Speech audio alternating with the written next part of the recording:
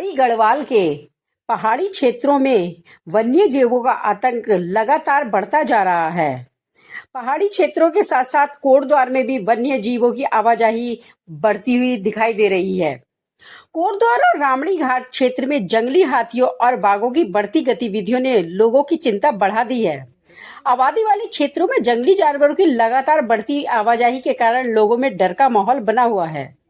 स्थानीय लोगों का कहना है कि हाथी और बाघ अक्सर रिहायशी क्षेत्रों के आसपास दिखाई दे रहे हैं, जिससे लोगों को अपने दैनिक कार्यों में भी परेशानियों का सामना करना पड़ रहा है। इन्हीं समस्याओं को लेकर स्थानीय लोगों ने डीएफओ को ज्ञापन सौंपकर वन विभाग से जल्द कार्रवाई की मांग की है। लोगों ने क्षेत्र में गश्त बढ़ाने, निगरानी मजबूत करने और लोगों की सुरक्षा के लिए ठोस कदम उठाने की मांग की है। वो सेंसिटिव एरिया तो वहाँ पे हमने हमारे पास कैमरा प्राप्त होते हैं। आज तक कभी वो नहीं किया था। देखिए, आज हमारी मेन मांगे यही है कि एक क्योंकि सरकार भाजपा की है, सरकार को और वन विभाग वालों को बैठकर एक प्रभावी नीति बनानी चाहिए, जिससे वन्य जीवों का भी संरक्षण हो और आम आदमी को जो जान माल का नुकसान हो रहा है उनको भी ये नुकसान ना हो। आप देख रहे हैं कि आए दिन बाघ का इतना आतंक है, हाथी का इतना आतंक है। मैं यहीं रामड़ी घाट क्षेत्र में रहती हूँ।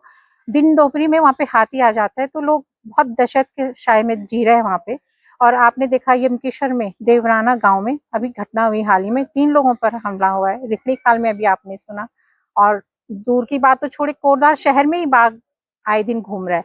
तो हमें बड़ा दुख होता है ये सब देख के कि सरकार कहाँ सोई हुई है।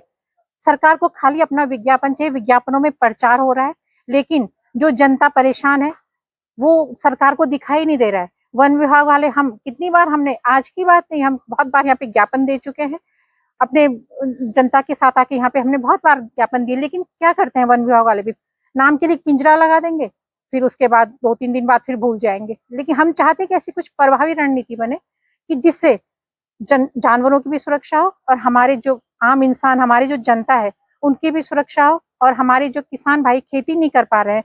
आप देखते हैं कि हमारे जो पहाड़ों में एक आजीविका का साधन है मात्र कृषि है, और कृषि भी आजकल क्यों छोड़ी है गांव के लोगों ने, सिर्फ जानवरों की वजह से, क्योंकि सुअर बंदर इतने हो गए हैं गांव में, वो खेती भी नहीं कर पा रहे। तो आप कहाँ से एक आम आदमी, कहाँ से एक किसान भाई अपनी आजीविका चलाएगा। आप देखिए जैसे कि गांव भी खाली हो गए हैं और जानवर जंगल में पेड़ इतने कट रहे हैं। आप गुमखाल और सतपुली जो मार्ग बन रहा है, जंगल में इतना कटान हो रहा है, तो जानवर जंगल छोड़ के गांव में या शहर में आए गए, क्योंकि पेड़ इतने कट रहे हैं। पेड़ काटने की भी कोई नीति नहीं।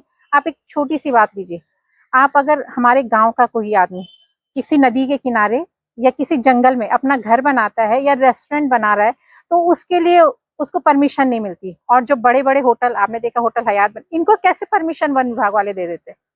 हमारा यही पूछना है कि इनको कैसे परमिशन मिल जाती है। अगर हमारा गांव का भाई कुछ काम करना चाहिए, उसको परमिशन नहीं मिलती, उसमें वन विभाग आड़े आ जाता है। हमें कहीं गांव में रास्ता बनाना है, उसमें वन विभाग आड़े आ जाते हैं।